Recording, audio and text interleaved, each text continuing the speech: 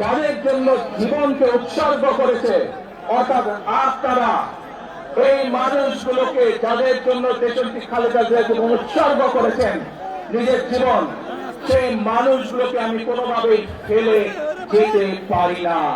এবং সেজন্যই আজ হাসপাতালে যাবার আগে আপনাদের প্রতি সহ টেলিভিশনগুলোর মাধ্যমে যারা সমগ্র বাংলাদেশে আমাকে দেখছেন, আপনাদের সকলের কাছে কৃতজ্ঞতা প্রকাশ করার জন্য আজ আমি এখানে দাঁড়িয়েছি আপনাদের সামনে।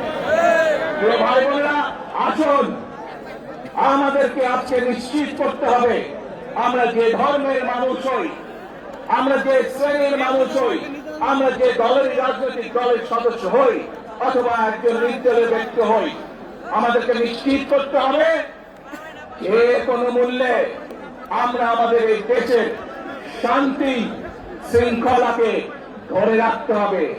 যে কোনো মূল্যে যে কোনো বিশৃঙ্খলাকে পরিত্যাগ করতে হবে।